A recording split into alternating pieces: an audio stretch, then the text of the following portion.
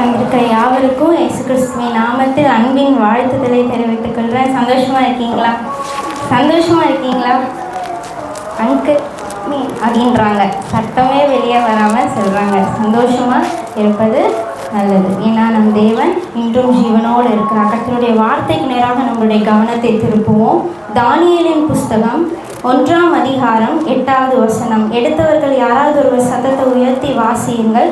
தானியேல் 1:8.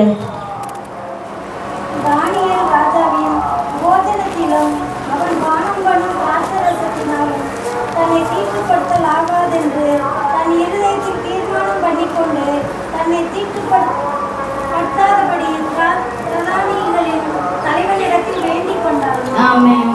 கண்களை மூடுவோம். அன்பின் பரலோக பிதாவே, இந்த வேளையில் எனக்கு கிருபா பாத்திரமா கர்த்தருடைய வார்த்தை கொண்டு வருவதற்காக என்னை பயன்படுத்துறதுக்காக நான் நன்றி செலுத்துகிறேன். என்னை முழுவதுமாக ஒப்புக் கொடுக்குறேன். எங்கள் கூட கர்த்தர் பேசுங்க. நீங்கள் பேசுகிற வார்த்தை எங்கள் இருதயத்துக்குள்ள விதையாக விழட்டும். ஆவியை கர்த்தர் உயிர்ப்பிப்பீராக. உங்கள் வசனம் ஜீவனுள்ளதுன்னு பார்க்குறோம்ப்பா. எங்களுடைய சோர்வுகள், பலகீனங்கள், எல்லா காரியங்களையும் அதை உயிர்ப்பிக்கிற வல்லமை அதற்கு உண்டு என்று நாங்கள் பார்க்குறோம். என்னை நானே தாழ்த்தி ஒப்புக் கொடுக்குறோம். கர்த்தர் எங்களோடு கூட பேசுங்க. இயேசுவின் நாமத்தில் பிதாவே, ஆமென், ஆமென்.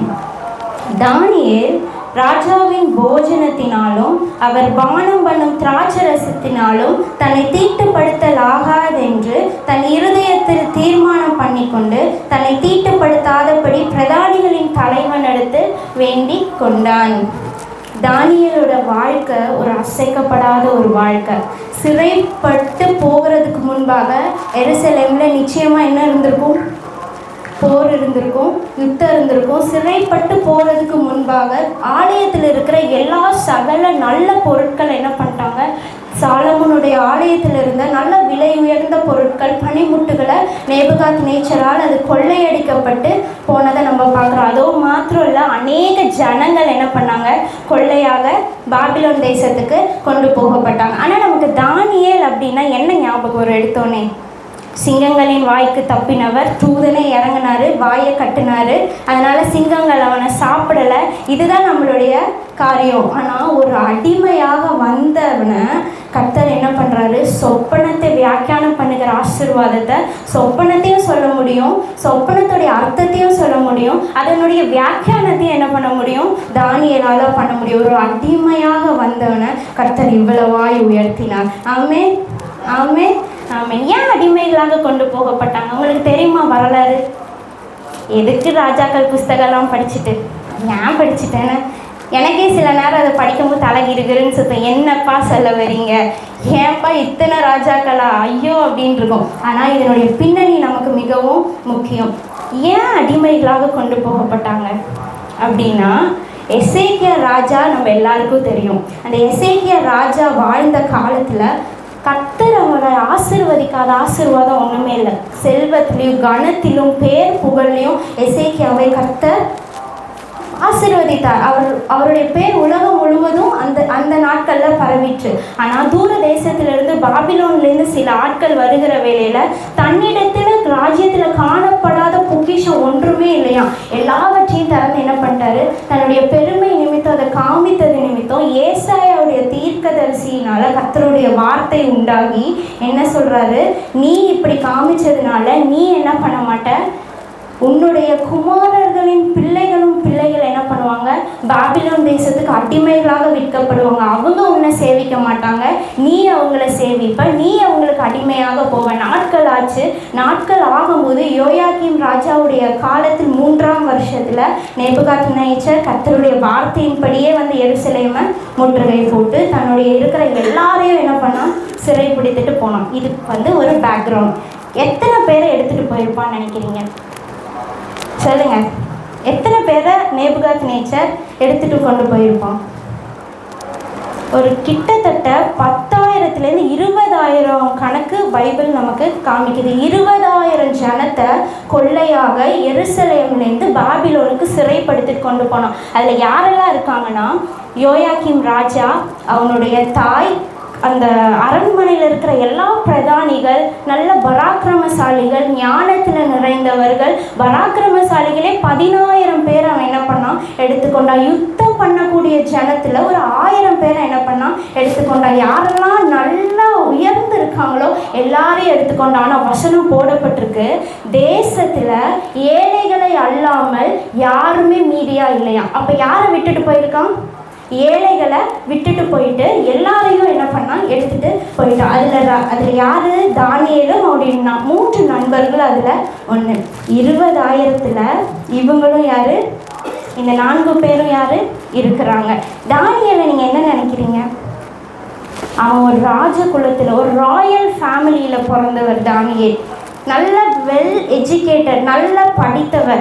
தானியேல் 1ஆம் அதிகாரம் 3வது வசனத்தில் நீங்கள் பார்த்தீங்கன்னா தெரியும், இஸ்ரவேல் புத்திரருக்குள்ளே ராஜ குலத்தார்களிலும் துரை மார்க்கங்களிலும் யாதொரு மாசும் இல்லாதவங்க, அழகானவங்க, ஞானத்தில் தேறினவங்க, அறிவில் சிறந்தவங்க, கல்வி நிபுணர், இவங்களை எல்லாம் என்ன பண்ணால் சிறைப்படுத்தி கொண்டான். அப்போ தானியேல் அதில் இருப்பாரா இருக்க மாட்டாரா? நல்ல படித்த ஒரு மனிதன் தானியேல்.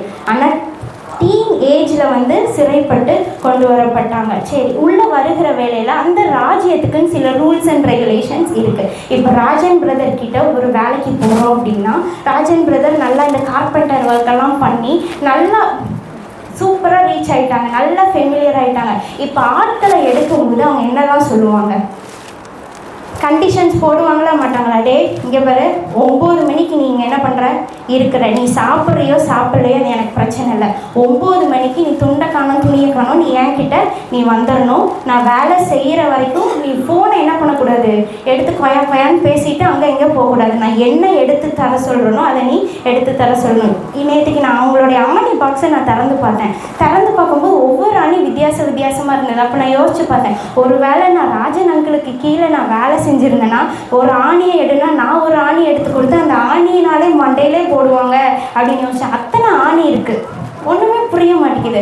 அப்போது அவங்க என்ன பண்ணுவாங்க, பல ரூல்ஸ் ரெகுலேஷன், 5 மணி வரைக்கும் நீ வேலை என்ன பண்ணணும் செய்யணும், நீ இடையிலலாம் என்ன பண்ணிடக்கூடாது போகக்கூடாது, இதெல்லாம் ரூல்ஸ் அண்ட் ரெகுலேஷன்ஸ். அதே போல் இந்த ராஜ்யத்துக்குன்னு ஒரு பல ரூல்ஸ் அண்ட் ரெகுலேஷன்ஸை ராஜா வைக்கிறான். முதல் என்ன அப்படின்னா, அவங்களுடைய மொழிகளை கற்றுக்கணும். கல்தேயருடைய மொழி, பாபிலோனுடைய மொழி என்ன, கல்தேயருடைய மொழியை கற்றுக்கணும். 2வது லிட்டரேச்சரை கற்றுக்கணும். எப்படி பாபிலோன் வந்தது, அதனுடைய கடவுள்கள் என்ன பண்ணாங்க, அதனுடைய மக்கள் எப்படி இருந்தாங்க, அவங்களுடைய கலாச்சாரம் எப்படி, இதெல்லாம் என்னது பாபிலோனுடைய லிட்ரேச்சர். 3வது காரியம், பெயர்களை மாற்றுவாங்க. இப்போ தானியேலுடைய பெயருக்கு அர்த்தம் என்னென்னா, தேவன் என் நியாயாதிபதி, காட் இஸ் மை ஜட்ஜ்.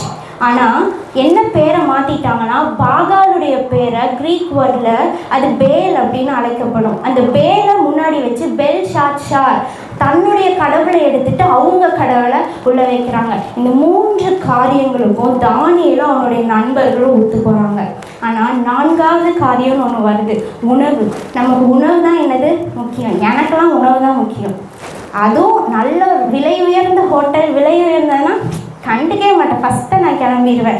இப்போவும் நான் அடுத்த 1ஆம் தேதி யார் வீட்லேயும் பிரதிஷ்டன்னும் போது என்ன சாப்பாடு போடுவாங்க, பிரியாணி போடுவாங்களா, இதுதான் என்னோட முதல் கேள்வி. போடுவாங்க போனாங்க, அப்போ போகலாம். இதுதான் என்னுடைய முதல் கேள்வியாக இருக்குது. அப்போது அவங்க உள்ளுக்குள்ளே அங்கே ராஜ்யத்துக்குள்ளே போகிற வேலையில் என்ன ராஜாவுடைய ஒரு பகுதியை அவங்களுக்கு என்ன பண்ணுறாங்க, போஜனமாக தராங்க. ஆனால் அந்த 20,000 பேர் அதில் இருக்காங்க.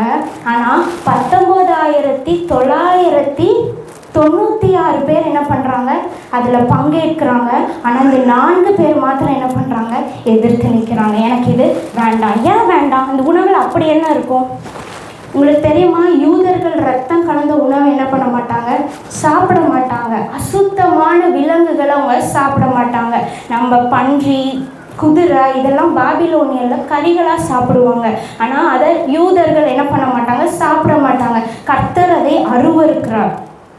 அது மாத்திரம் இல்லை, அசுத்தமான விலங்குகள் சாப்பிட மாட்டாங்க. தானாக செத்துருக்குள்ள விலங்கு அதையும் என்ன பண்ணக்கூடாது, சாப்பிடக்கூடாது. இத்தனை காரியங்கள் இருக்குது. அது மாத்திரம் இல்லை, திராட்சை ரசத்தை குடிக்கலையா. ஏன்?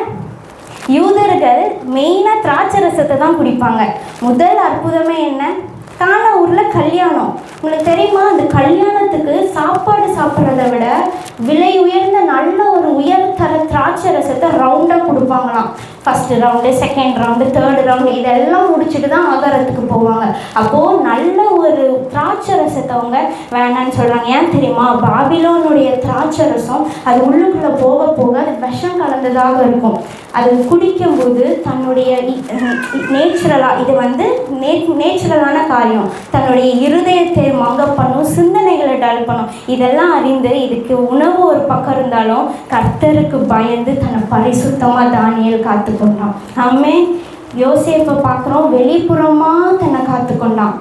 என் பார்வை தப்பாக இருக்கக்கூடாதுன்னு தன்னை காத்துக்கொண்டான். ஆனால் தானியேல் உள்ளே போகிற ஆகாரம் கூட என்ன பண்ணக்கூடாது, என்னை தீட்டுப்படுத்தக்கூடாது. வசனம் சொல்லியிருக்கு, ஊரும் பிராணி, காட்டு மிருகம், நாட்டு மிருகம் அருவருப்பானதை நீ என்ன பண்ணாத, புசிக்காத. நான் பரிசுத்தராக இருக்கேன், நீயும் பரிசுத்தராக இருக்கு, ஏன்னா நான் கர்த்தர் அப்படின்னு கர்த்தருடைய வார்த்தை சொல்லியிருக்கு.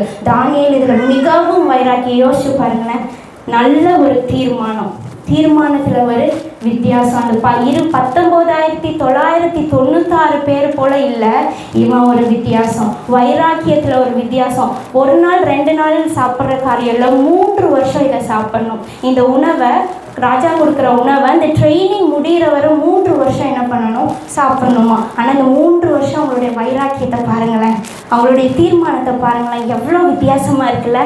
எனக்கே இது ஆச்சரியமாக இருக்குது. வேதத்தில் ஒவ்வொருத்தவங்களும் வித்தியாசமானவங்க. ஆபேலுடைய காணிக்க வித்தியாசமான காணிக்கை. கர்த்தருக்கு நான் த பெஸ்ட்டை நான் கொடுக்கணும்னு சொல்லி த பெஸ்ட்டான காணிக்கை என்ன பண்ணுறாரு, ஆபேல் கொடுக்குறாங்க.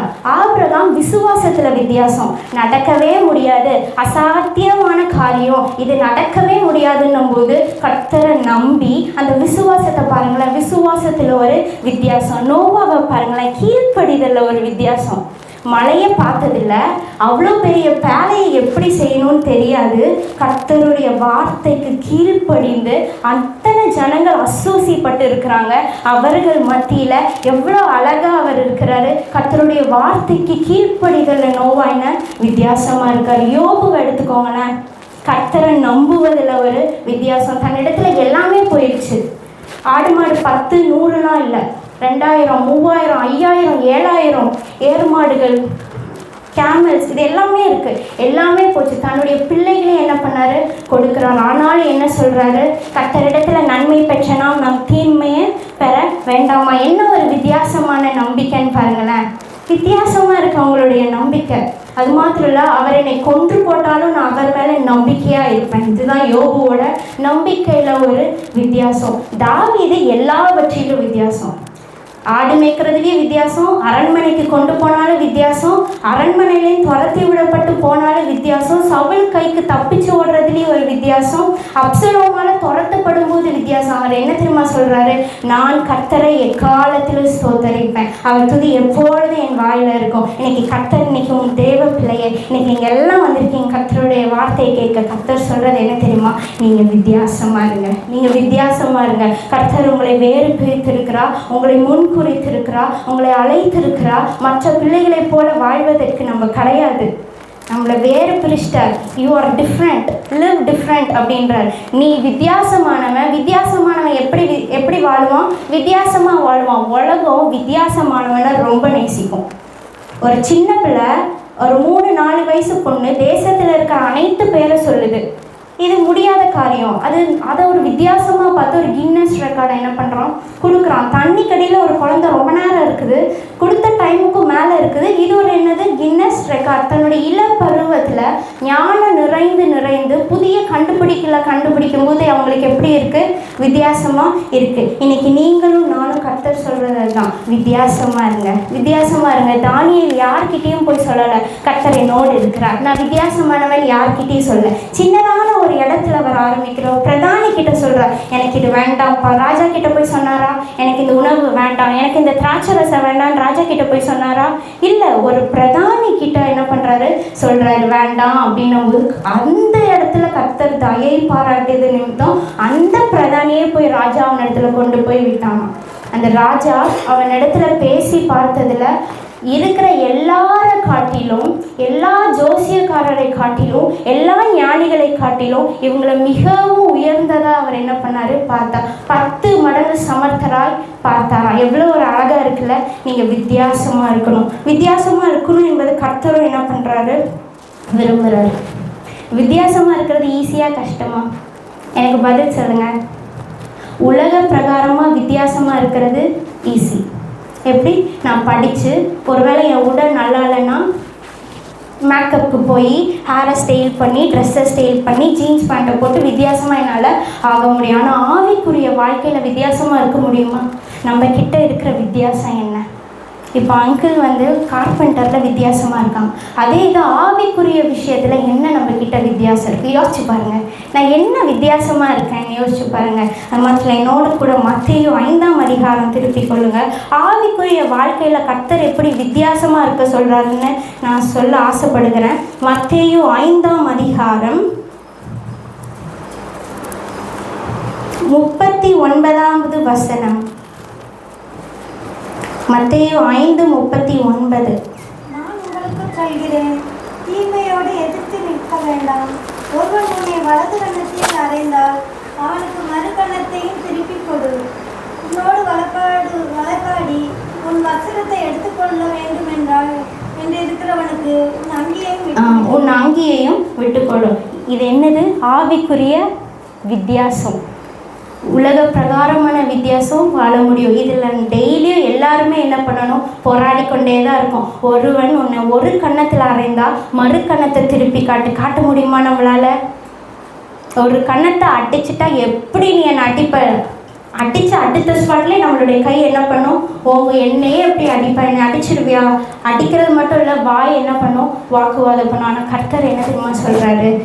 உன்னை ஒரு கன்னத்தில் அடித்தா மறு கன்னத்தை காமி. இது கண்ணு மட்டும் இல்லை, உங்களை குத்தினவங்க, உங்களை முதுகுலே குத்தினவங்க, உங்களை விரோதமாக பேசினவங்க, உங்களை பகைச்சவங்களை விட்டு போ, பரவாயில்ல, விட்டு கொடுன்றாரு.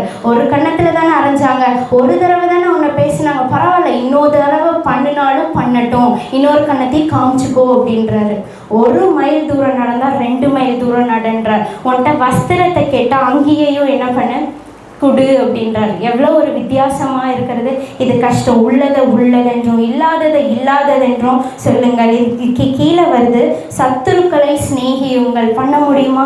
சத்துருக்களை நம்மளால் சிநேகிக்க முடியுமா? நேசித்தவங்களை நம்மளால் நேசிக்க முடியும். ஆனால் சத்துருவாக இருக்கிறவங்க, நமக்கு விரோதமாக இருந்தவங்கள கர்த்தர் நேசிக்க சொல்கிறார். நேசியுங்கள். சபிக்கிறவர்களை ஆசீர்வாதம் பண்ணுங்க.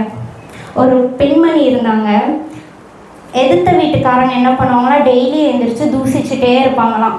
நீ நல்லா இருக்கக்கூடாது, நீ இப்படிலாம் பண்ணுற அப்படிலாம் பண்ணுற, தூசிச்சுட்டே இருந்தாங்களாம். அவங்க அதை கண்டுக்கவே இல்லையா. நாட்கள் ஆக ஆக கர்த்தர் அவங்கள உயர்த்துறத அவங்க பார்க்குறாங்க. என்ன நம்ம சபிக்கிறோம், ஆனால் அவங்க ஆசீர்வாதமாக இருக்கிறாங்களே, அவங்களுக்கு எல்லாமே வருதே, நம்ம சொல்கிற சாபம் போகவே மாட்டேங்குது.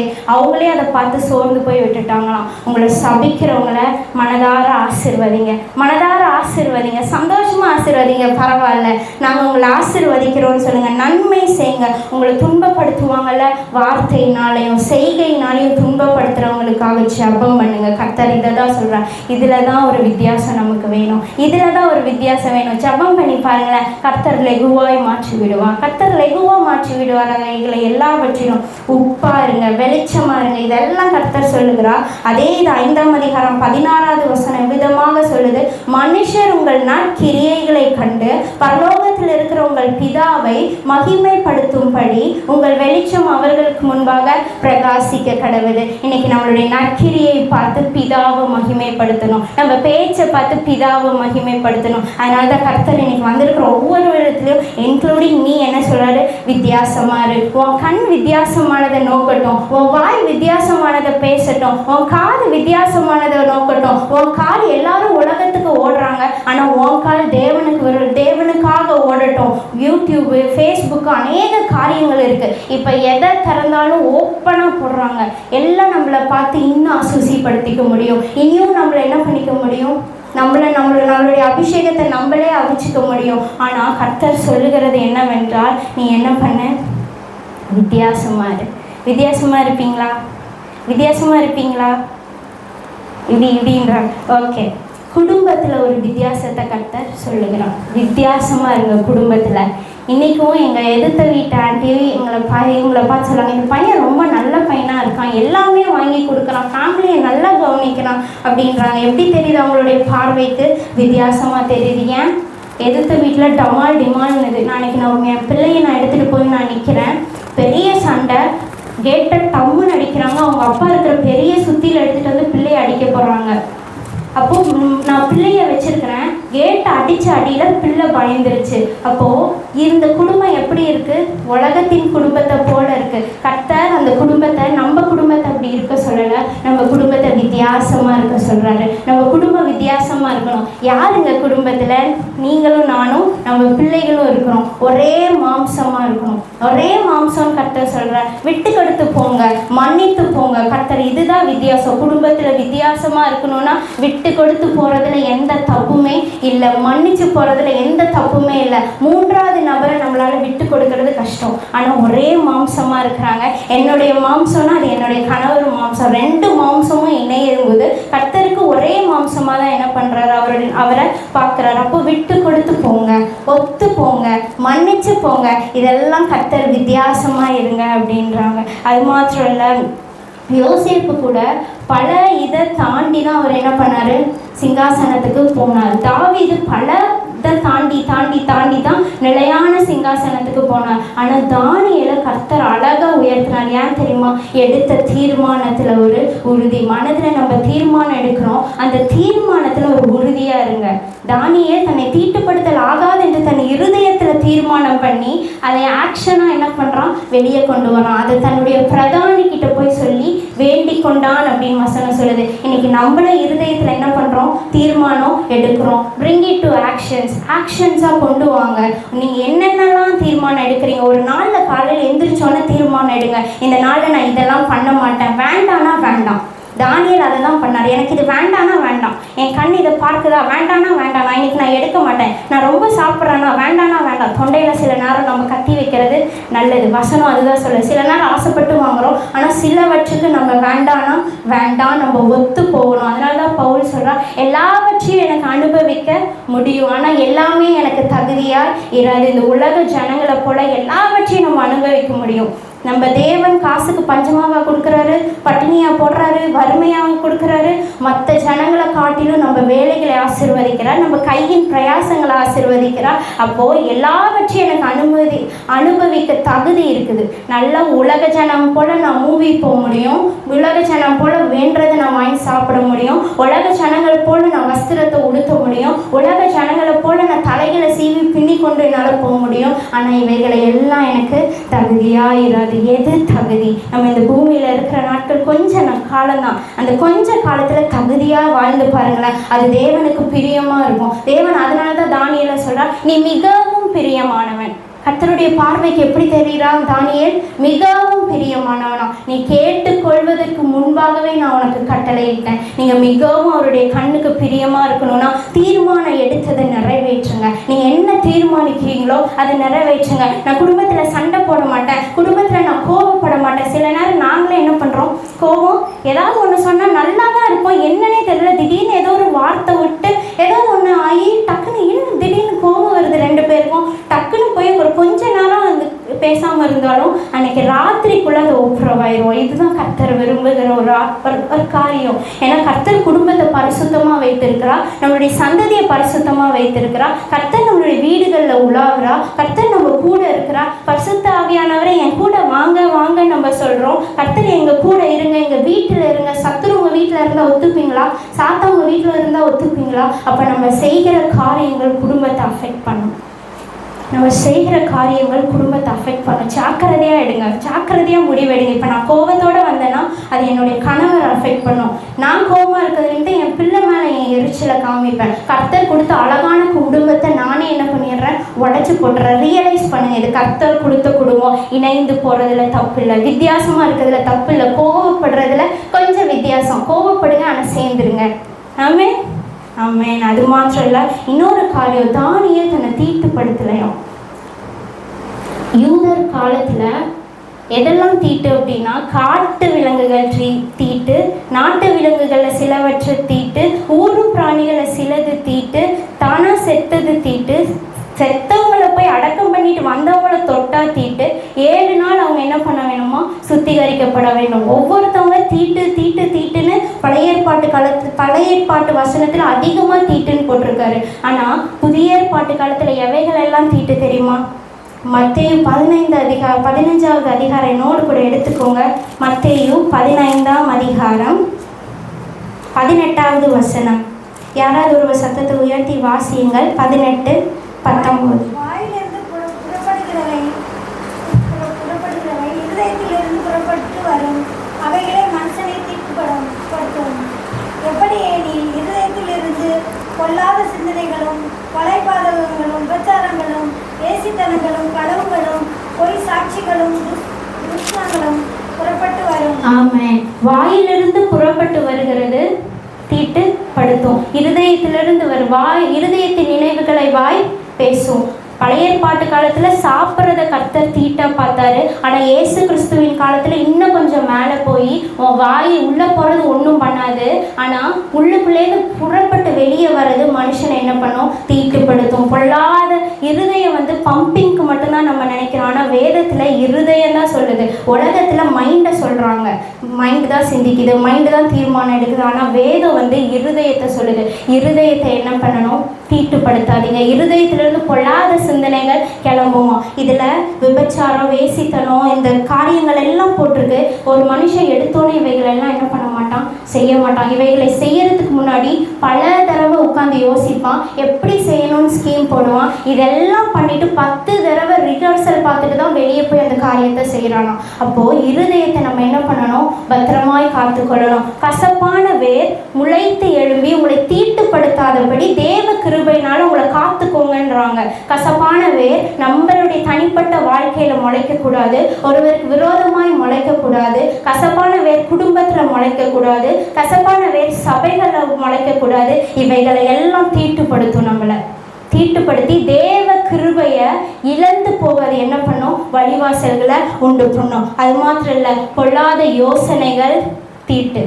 பார்க்கிறது, கண் பார்க்கிறது, மற்ற தேவனுக்கு தகாத காரியங்கள் எல்லாம் தீட்டு. ஒரு வசனம் இவ்விதமாக சொல்லுகிறது. யாராவது ஒருவர் எடுத்தவங்க வாசிங்க. மீகா 2ஆம் அதிகாரம் 10வது வசனம். மீகா 2:10.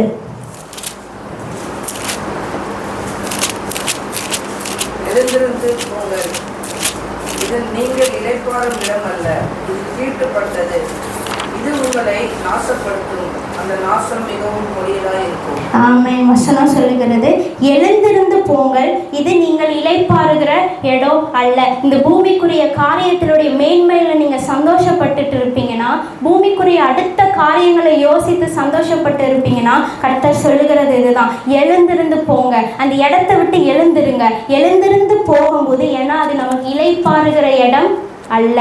பூமி நமக்கு இளைப்பாறுகிற இடம் அல்ல. தீட்டுப்பட்ட காரியம் நமக்கு இளைப்பாறுகிற இடம் அல்ல. ஏன் வசனம் சொல்லுகிறார்னா, இங்க நீ எழுந்திருந்து போ, ஏன்னா இது நீங்கள் இளைப்பாறுகிற இடம் அல்ல, இது தீட்டுப்பட்டது. இது உங்களை நாசப்படுத்தி உங்களை சேதப்படுத்தும். உங்களுடைய குடும்பத்தில் தீட்டுள்ளதாக இருந்ததுன்னா அது உங்களை நாசப்படுத்தி சேதப்படுத்தும். அந்த கசப்பான வேரை நம்ம அறுக்காமல் விட்டோம்னா அது முளைத்தெழும்பி மரமாக முளைத்தெழும்பும் போது அது என்டையர் குடும்பத்தையும் என்டையர் சபையும் அது சேதப்படுத்தும். தீட்டுள்ளதாய் மாறி அது நாசம் எப்படி இருக்குமா, கொடியதாக இருக்கும். கொடியை சுக்குநூறும் அழிச்சிரும், குடும்பத்தையும் அழிச்சிரும், சபையையும் அழிச்சிரும். அதனால தான் கர்த்தர் சொல்றாரு, அந்த மாதிரி காரியங்கள் கசப்பான வேர் எழும்பாதபடி உங்களை நீங்களே காத்துக்கோங்க. கடைசியாக இருதயத்தில் நல்லதை யோசிங்க, நன்மையான காரியங்களை இருதயத்திலேருந்து யோசிங்க. ஏன்னா கர்த்தர் தங்குகிற இடம் அல்லவா, கர்த்தர் வசிக்கிற இடம் அல்லவா. நல்லதை யோசிங்க, நல்லதை செய்ய தீர்மானம் எடுங்க.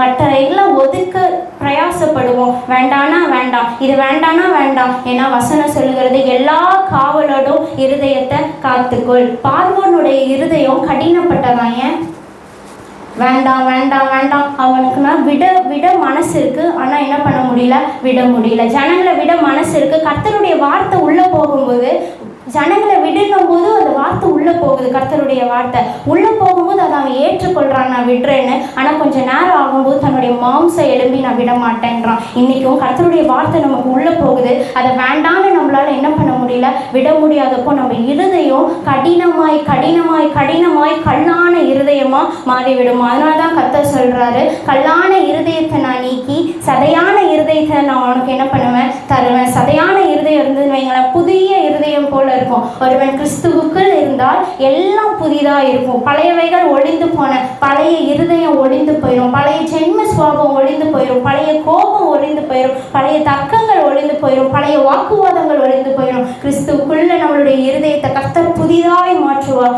நம்மளுடைய இருதயம் புதிதாகிறதுனால நம்ம மறுரூபமாகும். இன்னைக்கு நம்ம மறுரூபமாகணும்னு பிரயாசப்படுறோம். இருதயத்தை புதிதாய் மாற்றுங்க. என் இருதயம் கர்த்தர் தந்த இருதயம். கர்த்தர் படைக்கும் போது எப்படி படைச்சாரோ அதே இருதயத்தை அவர் மீண்டும் தர அவர் உண்மையுள்ளவராக இருக்கிறார். அதனால தான் இஸ்ரேல் ஜனங்க அநேக இடத்துல விழுந்து விழுந்து எந்திரிக்கும் போது அவர் சொல்றாரு, நான் உன்னை இவைகளை எல்லாம் நீங்களாக்கி ரட்சித்து உன்னை நானே சுத்தம் பண்ணுவேன். பிதாவானவரே சுத்தம் பண்ணுவார். அவருடைய கொடியில நிலைத்திருக்கிற நாம நம்மளுடைய களை நறுக்கி கிளை எடுத்து அவர் சுத்தம் செய்ய போதுமானவராக இருக்கா. ஒரு குஷ்டரோகம் இருக்கும்போது தீட்டாக எண்ணுவாங்க, அந்த தீட்டை யாரும் தொட மாட்டாங்க. நம்மளுடைய வாழ்க்கையில தீட்டு போல இருக்கிற காரியம் இருந்ததுன்னா யாரும் உங்களை தொட மாட்டாங்க. அதில் இருக்கிற புண்கள் அதிகமாய் அதிகமாய் நாற்றம் எடுக்க ஆரம்பிக்கும், அது வெளியே வீச ஆரம்பிக்கும். நமக்குள்ள இருக்கிற புண்களை சரியாகிறது தான் சதையான இருதயத்தை கர்த்தரிடத்துல கேட்கணும். சரியான இருதயத்தை கர்த்தரிடத்துல கேட்கும் போது இருதயம் புதிதாக புதிதாக நீங்க மறுரூபமாவீங்க. ஆமென். இருக்கிற இடங்களை கண்களை மூடுவோம், கர்த்தரிடத்துல கேளுங்க. கர்த்தாவே, நாங்கள் தீட்டுப்படுத்தாதபடி கர்த்தர் எங்களை காத்துக்கோங்க. தானியேல் எல்லாவற்றிலும் தன்னை காத்து கொண்டான். தானியேல் போஜனத்திலும் தன் திராட்சரசத்திலும் இதை குடிக்கக்கூடாதுன்னு சொல்லி தன் இருதயத்துல தீர்மானம் பண்ணி அவன் செய்கிறத நாங்கள் பார்க்கிறோம்ப்பா. இன்னைக்கு எங்களுடைய வாழ்க்கையில, எங்களுடைய குடும்பத்துல, எங்களுடைய சபைகள்ல எவைகளெல்லாம் தீட்டா இருக்கோ கர்த்தர் எங்களை ஒரு நிமிஷம் கழுவுங்க. நீங்க எங்களை சுத்தம் பண்ணுங்க. கிளை நறுக்கி களைகளை பிடுங்கி கர்த்தரை எங்களை சுத்தம் செய்வீராங்க. கர்த்தர் சுத்தம் செய்கிற வேலையில அனைத்தும் சுத்தமாய்விடும். நம்ம குடும்பத்துல சுத்தமாய்விடும், நம்மளுடைய சிந்தனைகள் சுத்தமாய்விடும், நம்ம எண்ணுகிற காரியங்கள் சுத்தமாய்விடும். கர்த்தர் நம்மளுடைய வாழ்க்கையில இருக்கிற வேலையில கர்த்தர் தீட்டானதுக்குள்ள இருக்க மாட்டார். வசனம் சொல்லுகிறது, தீட்டுள்ளதும் அருவருப்பு உள்ளதும் பொய்யே விரும்பி அவைகளை நடப்பிக்கிறதும் எதுவும் பரலோக ராஜ்யத்தில் சுதந்தரிப்பதில்லை. இன்னைக்கு நம்ம தீட்டா இருப்போமானா பரலோக ராஜ்யத்தை சுதந்தரிக்க மாட்டோம். தீட்டான சிந்தனை நம்மளுடைய சிந்தையில இருக்குமானா பரலோக ராஜ்யத்தை சுதந்தரிப்பதில்லை. அருவருப்பு நம்மளுடைய இருதயத்துல இருக்குமானா, பொல்லாத சிந்தனைகள் இருக்குமானா, கர்த்தாவே எங்களை நீங்க பலப்படுத்துங்கப்பா. உயிருள்ள பலியாய் எங்களை நாங்க படைக்கிறோம், உயிருள்ள திருப்பலியாய் படைக்கிறோம். சொல்லுங்க, இது கர்த்தருடைய வார்த்தை கேட்ட நாம ஒப்பு கொடுங்க, ஒப்பு கொடுப்போம். அப்பா, எங்களை நீங்க ஒரு நிமிஷம் கழுவி சுத்திகரிங்கப்பா. ஓரபா ஷதரபரி பலபா ஓரி கலபரபா ஷதரபா. உயிருள்ள திருப்பலியா